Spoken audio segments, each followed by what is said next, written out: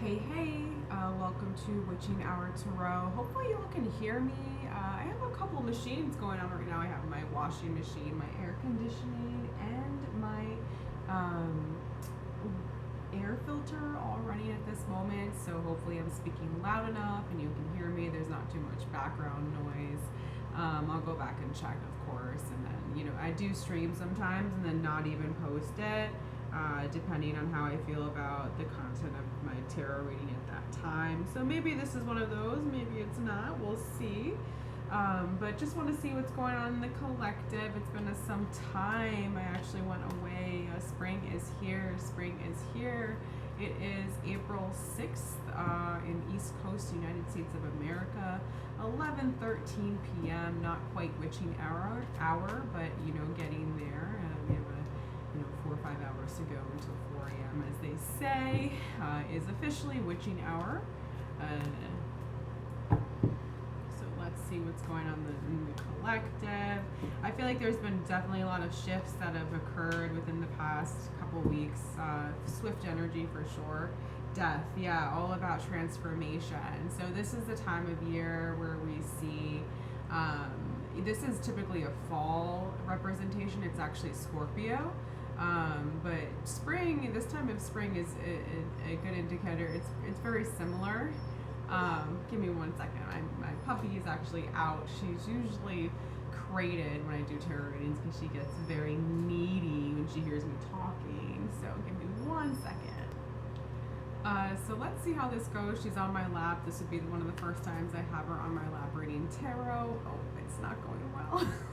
Alright, give me a second. Yeah, that's my little doggie that you just saw. I did just put her in her crate where I think she rightfully belongs. She gets my love and affection all day long, every day. I do work remotely as well, which is nice to spend the time with the dog. She's very well taken care of, but with that she gets a little attached, so we definitely have our separation time as well. So we're here at death. So this is all about transformation, and not even in a negative sense where it's like the Grim Reaper. It's also Scorpio, as I had mentioned, so it's fall season of usually what is indicative of. So that's the time where I guess like all the leaves would fall off, November, that kind of vibe. We're in a similar sort of seasonal shift, except from winter to spring at this point in time.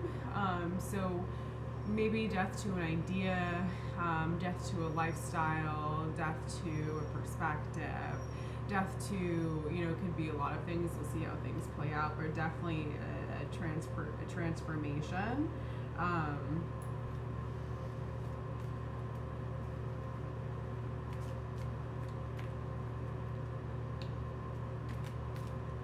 $13 could be relevant as well.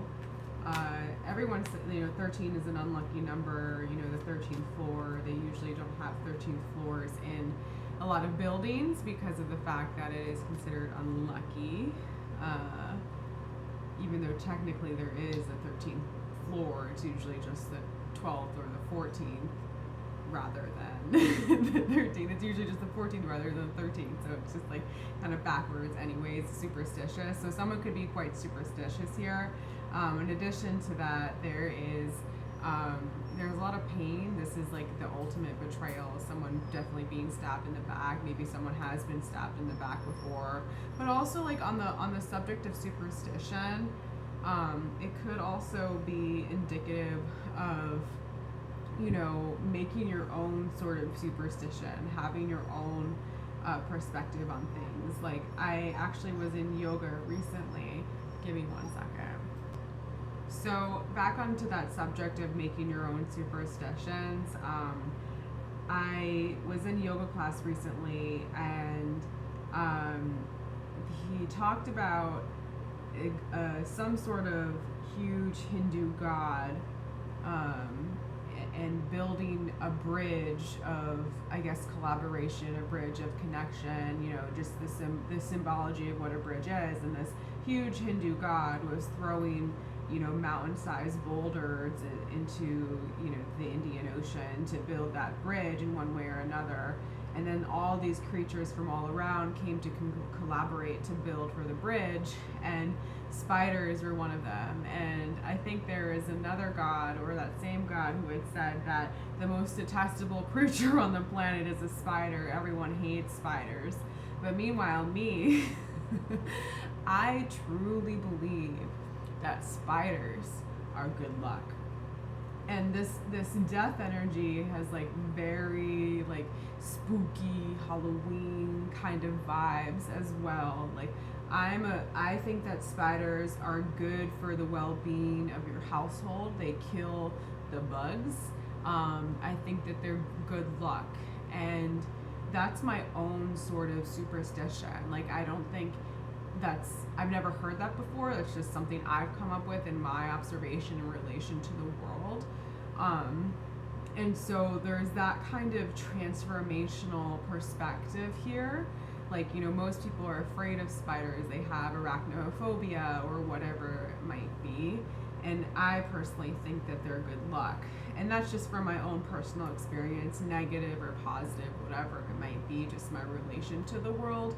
But just using that as an example of how death can be very transformative, and it's also very real in the sense that it's your own individual perspective on the world, and it's a very personalized thing, like your relation to death and that kind of thing. But there's definitely there definitely is a negative aspect. I just want to kind of explain the complexity of death as well, because it's a very complex card. I think it's one of the first times that this is actually the first few times where it's come up as like a major theme in one of my readings. So betrayal as well, like in the most horrible kinds of way, like being stabbed in the back, like being left for dead, in the street. Some people, I have, my mother had a dear friend in high school who was selling drugs. She was a 16, 17-year-old girl, and she was killed, and then her body was thrown in a dumpster. And like, I can't imagine a more disrespectful way, probably beyond like beheading.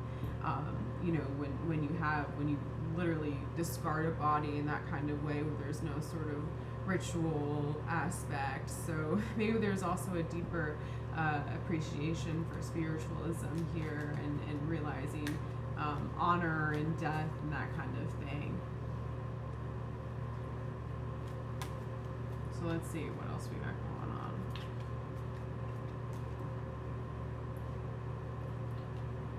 We have the Seven of Wands. So this is definitely like, having to go to the high ground to battle. So this reminds me of the battle, so nerdy, of Helm's Deep, I think in Lord of the Rings, where they are surrounded by like, I don't know, like 500,000 orcs or whatever it is. And it's like, 500 soldiers or 1,000 soldiers, and they're just, it's a castle ingrained into the mountain, and then they're all kind of just like battling off. It's like that kind of energy where you're defending your own ground, but you're on the high ground nonetheless. Like someone definitely has a higher advantage for sure. Even if they've been through this kind of shit in their past, they still position themselves in a spot where they do have higher ground in one way or another. But it's very transformative.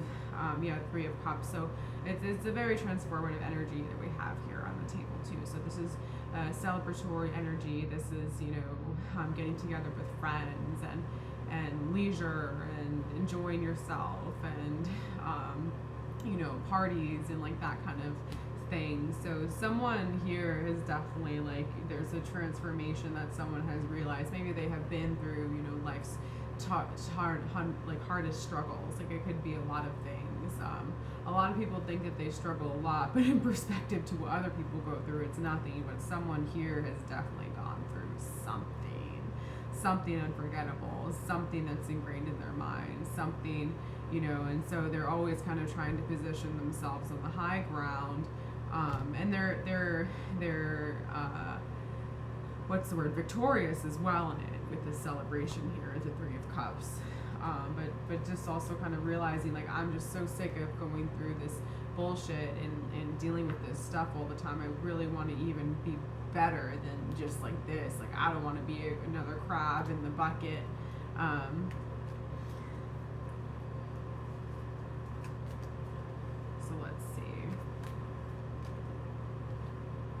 Yeah, Two of Cups. So there's collaboration here too, and this is a really interesting card with the Caduceus here. This is typically on like this is like the medical, the MD emblem as well. So there's some sort of greater understanding, greater knowledge, scientific knowledge, physiological knowledge, like a knowledge of the world, an understanding of the world, and you're kind of expressing that. Like this reminds me of like collaboration of two professors, and like maybe they have like two entirely different points of view. Like you see how this person, I think this is a female.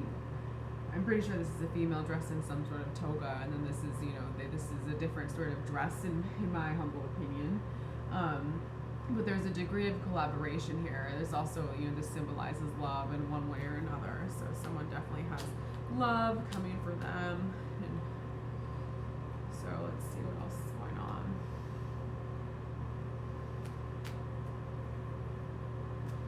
Yeah, it's been a while since I've gotten a tarot reading out there. I just kind of do when I'm in the mood. I'm not always in the mood, and it does take a lot of my energy too. So like if I'm just chilling and like I don't feel well, or I got a lot going on, I won't always take the time to do a tarot reading. But I do enjoy it. It's just it's humoring my alter ego for sure. So death. So what kind of transformation? What kind of transformation? So the Ace of Pentacles. This is like the golden ticket. This is like, have you ever seen Willy Wonka? And then it's a very good indication of what the Ace of Pentacles symbolizes. Like that one opportunity, like a lottery ticket, or a job offer, or a love offer, or a friendship, or just something that's very high value in what it has to offer you, and a lot of learning experience as well, whatever it might be, but definitely like an opportunity is presented there. So my question, I think, was originally like, what is being transformed? And maybe it's your opportunities too. Like it's so difficult when you're stuck in energy like this, and you're really suffering from it too, and like you feel kind of people just kicking you down, and you're in a certain mentality where maybe you're not even standing up for yourself because you're just like you've just been stabbed in the back so many times. And like again, like not this particular card, but there's a card where it reminds me a lot of the character in Game of Thrones, and I forgot his name, but like Sansa gets like betrothed to that awful like replacement, I forgot his name, I don't know, but he was like abusive in every kind of way, and like torturous and sadistic, and like when he rapes Sansa, he has this guy watch him, and I forgot what his name was originally, but he was like kind of like a delinquent in one kind of way, like womanizing and whoreizing, like that kind of thing. Loves prostitutes and hanging out with that, and then eventually he gets beaten to death, or he gets kind of abused and treated so cruelly that his soul or his spirit is just whipped out of him, and this card does have that sort of pain in it, but with all this kind of with how it's playing in, it's like someone has the capacity to overcome it for sure, and they have opportunities here that are presented to them. But like when you're in a victim mentality, when you're stuck in just like people treating you like a certain way all the time, it's also your perspective and your inner feelings are a reflection of your outer reality. So if you're not also striving for more, like, no, you know what, I don't want to be surrounded by toxic people and treated in a toxic way, and people calling me an idiot or a moron, or like a stupid or whatever it is. Like, I don't want to be surrounded by people that ostracize me and bully me and make me feel like I'm not good enough. And there are some people, when they go through enough toxic stuff, they think that that's what they deserve, or that's just what life is, or whatever it is, and it's not. It's fucking not. And everyone has the power to overcome it and become more, and the opportunity is here for someone. It's just, can they get past this dead end bullshit, victimizing, horrible betrayal, everyone, like the the struggling energy. So, what happened here with the Ten of Swords? What kind of betrayal? Seven of Cups. So Seven of Cups is a very interesting card. This is all about illusion, confusion.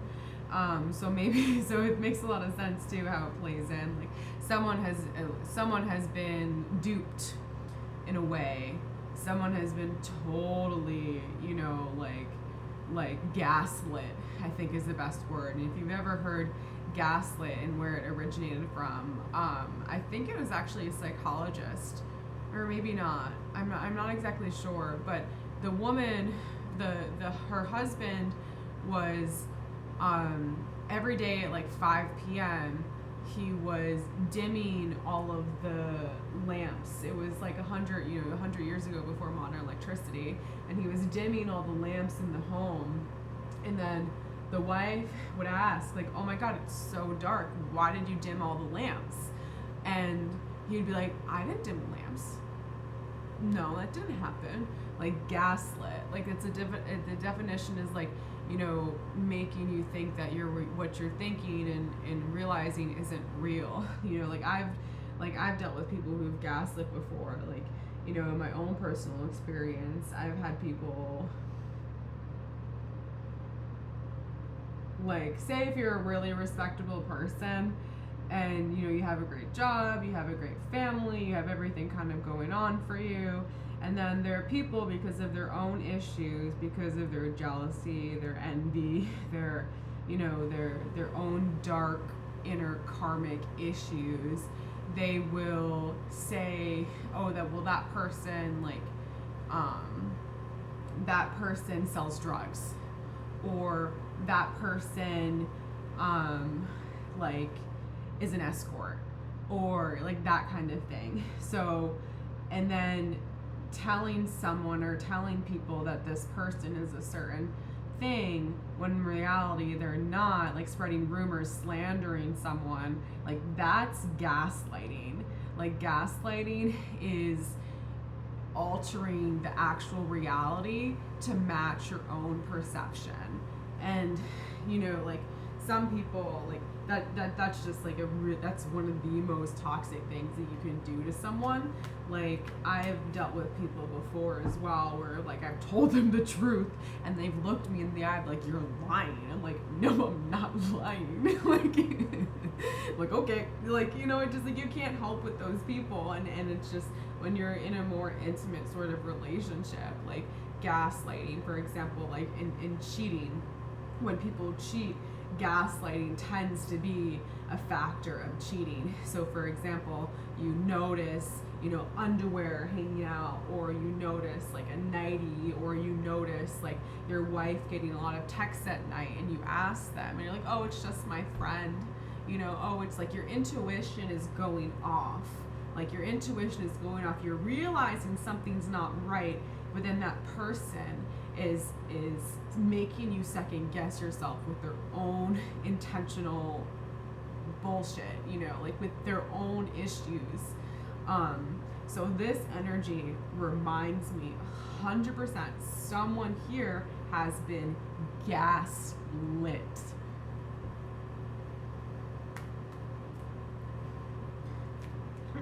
Moving on. All right, so Seven of Wands, let's see. Two of Pentacles. Yeah, so this is all about balancing too. There's something out of balance as well here with the Seven of Wands and Two of Pentacles. Like someone's not quite able to get to equilibrium. Like maybe it's a chemical thing, maybe it's a physiological thing. Like someone isn't able to make sense.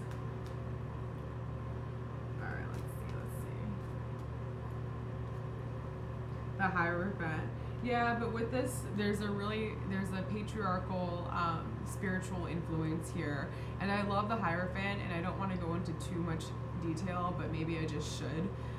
So the Hierophant is the 5th card in the major arcana. So we have the Fool, the Magician, the High Priestess,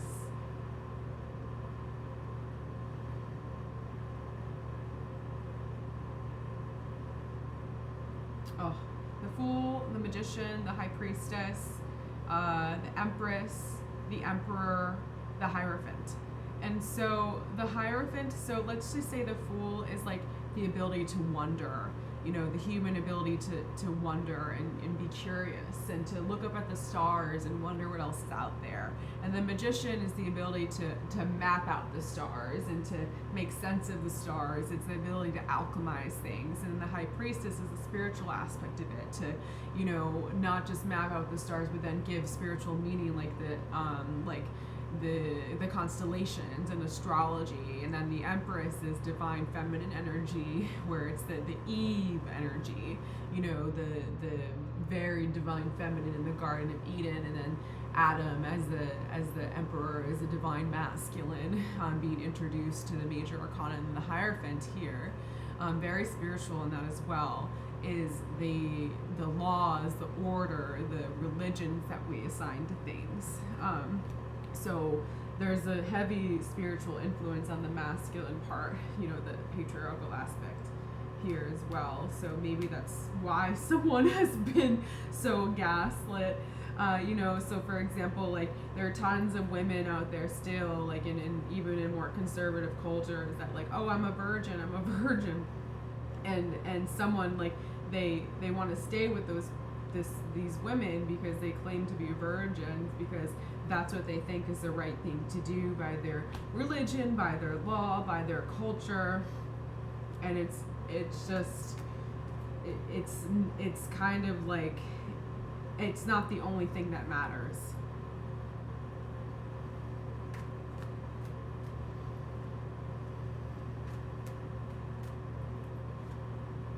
Four of Swords.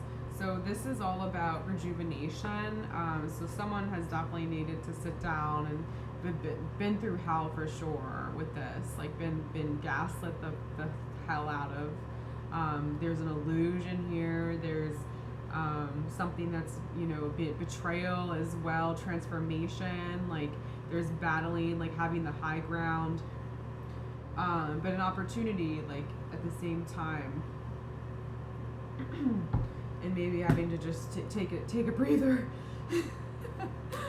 Sometimes we just need to take a breather and just like let everything unfold. Just like hands off.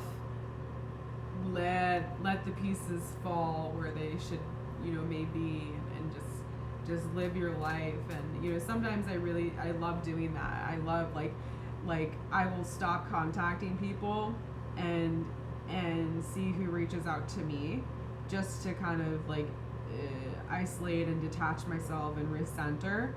And the people who are looking for me in that time frame, I know are people who I want to keep in my life too. So so there's that kind of, you have to kind of take a step back too here. Seven of Wands. Yeah, so definitely someone like crabs in a bucket, battling, like there's sort of like a gallant battle here with the Ace of Pentacles and the Seven of Wands twice. It's like it reminds me a little bit of, like, this is just one perspective and I don't exactly agree with this, like a man's value is made on his own. Like he's born with no value, and women are born with all of their value, and then as women age, their value goes down, and as men age, their value goes up. There's like that kind of misogynistic, sexist thinking here as well with the Seven of Wands twice, like thinking that everything for you in your experience is in fact an uphill battle, and you don't have intrinsic value, and there's a reinforcement of that thought here with the Hierophant as well. Excuse me. That's just my, what I'm getting at this moment in time. So Seven of Cups and Ten of Swords. Who is causing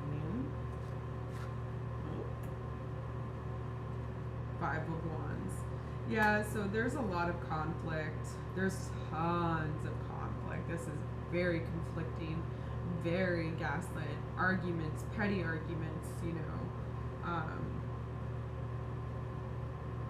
Huh, that sucks.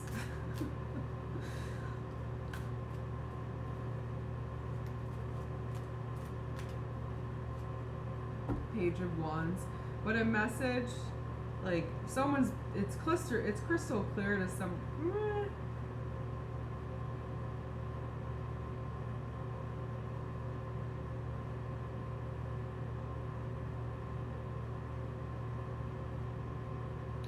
Maybe or maybe not the message is getting through to someone. The Page of Wands is here, so I want to say yes, it's getting through. But then someone's just so on guard. Someone's just so like, oh, I have to keep the high ground. I have to keep the high ground. I have to keep the high ground, that they're not even able to relax. You know, like in survival mode, like in their neurological systems also in survival mode, and they're not even able to kick back and relax. Maybe someone's not sleeping.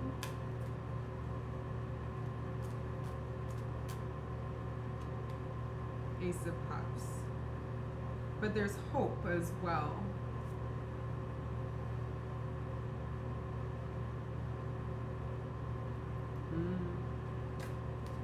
It's hopeful.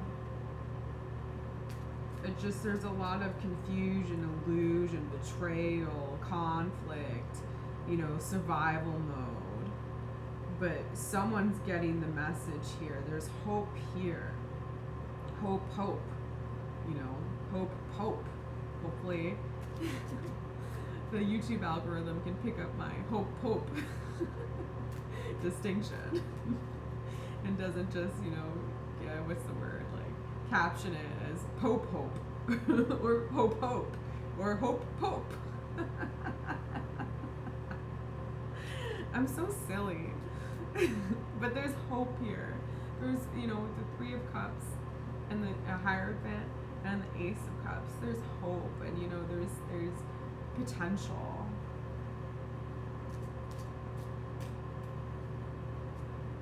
And the Empress and a lovely Lady Muse. Oh boy. Divine feminine energy. So I mentioned that earlier. This is like the Eve and Garden of Eden, and what, you know, starts the fable of mankind and influences the world, and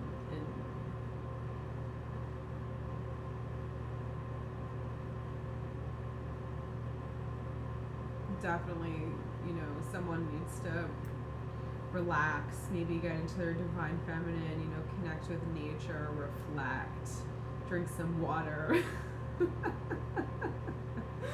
So like one time I was hanging out with my brother and his friends. My brother's a little younger than me, and we were just like all having a good time, and like I was just kind of like getting into my explanation of like how the world works, and just kind of like getting very passionate about stuff. And my brother's friend, he says to me, he's like, do you need a glass of water? And like this reminds me of that, like someone might need a glass of water here. In the best kind of way, like drink up, sweetheart, relax is the vibe for sure. I wonder if this is in the past or in the present. Let's see. Is the Ten of Swords, and is all this conflict in the past or present?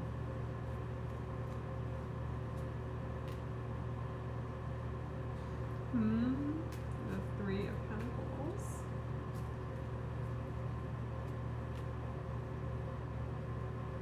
It could be both. Someone's learning how to collaborate too, and maybe they haven't been collaborative in the past, and they've just, like, you know, again, been on survival mode. But they're left out in the cold now.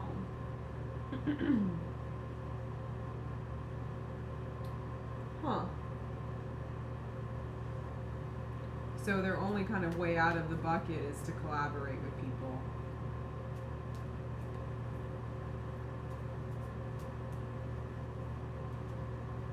Yeah. And also all the things out of our control. It's like also beyond your control too. It's so interesting how life ends up like that. Like so many people try to control every single aspect of it, but then there are auspicious things, there are lucky things, there are unlucky things that happen to people all the time, and it's all out of our control. You know, like you can totally like plan out your life and do this and that, and then you know maybe like you get sick, or maybe you win the lottery, or you know maybe you adopt, you know, 4 children. Like so, and it just like the unsaid things that you could never even like think of or imagine. Like I have this family friend, they were talking to me this weekend about how their brother-in-law, his wife and him, his first wife, he's actually married a second wife at this point in time, but his first wife, they adopted 4 children from the same mother who was living in an assisted facility, and she had just been like raped, you know, by one of the caretakers there, and ended up putting up all of her children for adoption because she couldn't take care of them because she was disability.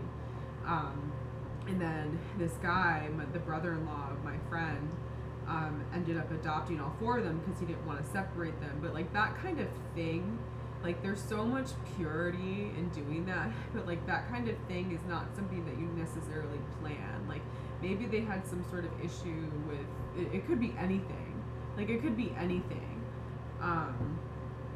And they decided to move forward with it in a very positive kind of way, but I'm just using that as an example to just like exemplify how life is full of surprises, and there are things that happen all the time around us that shift things and, you know, change it. And, you know, like COVID is like one of those really great examples of the moon energy here, and no one kind of suspected that we would go through this worldwide epidemic in the fashion that we did go through it. You know, there's been movies about it, and you know, we did have like the Spanish flu, and we have measles and that kind of stuff break out like 100 years ago, but just the timing of it and how it all ended up playing out is very moon energy. You know, all of the things out of our control, you know, everything, you know, maybe the natural evolution of the world, and this is kind of conflicting for me to even say this, but the world in itself is its own organism. You know, it plays a larger role in the solar system, and with that, just like the galaxy and the gravitational pull of our solar system against other solar systems, and how they, you know, what's the word, like circle around one another, orbit around one another. So like, you know, the world orbits around the sun, and then the sun orbits around, you know, we have our solar system, and then within the galaxy we have a bunch of other solar systems, and the galaxies orbit around other galaxies, and just like that kind of, you know, very in-depth, like, and so my point is that the world in itself is its own organism, and, you know, like COVID and natural disasters and the world, you know, these things, these horrible things that mankind also have to go through is moon energy. So hopefully that gives a good, hopefully that resonates with someone out there, and I'm not just like babbling. But someone's been left out in the cold here, and things are out of their control, and they have to collaborate to move forward. There's hope here, there's opportunity here, there's, you know, there's things you can do. You just kind of have to take a step back, detach from whatever might be going on, and figure out a better way to deal with the situation. But there are people around who can help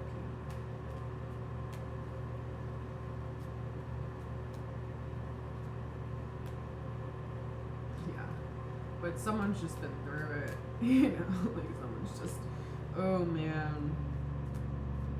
Yeah. Yeah, that's the vibe. Gaslighting.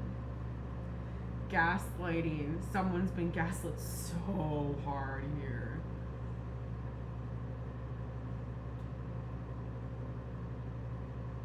Wow.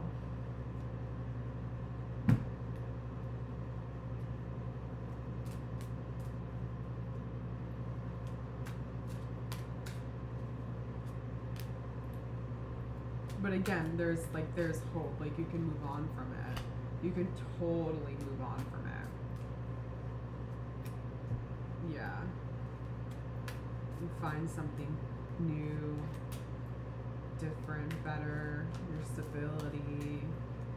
It's just like, you're getting, it's like someone's like, you know, when you're climbing a mountain or like when you're watching a movie, you're just like rising action, climax, falling action, falling action, falling action, falling action. So someone's like on the rising action where they're like 90% almost there to the climax. And then actually I think it's past that point. I think it's past that point. Someone went all the way up the hill. They're at the climax. We're in the falling action is my point. You know, like we're at that transitional point here with death. I love that as well. It's really great. All right, love, light, and blessings, everyone. Have a great rest of your night.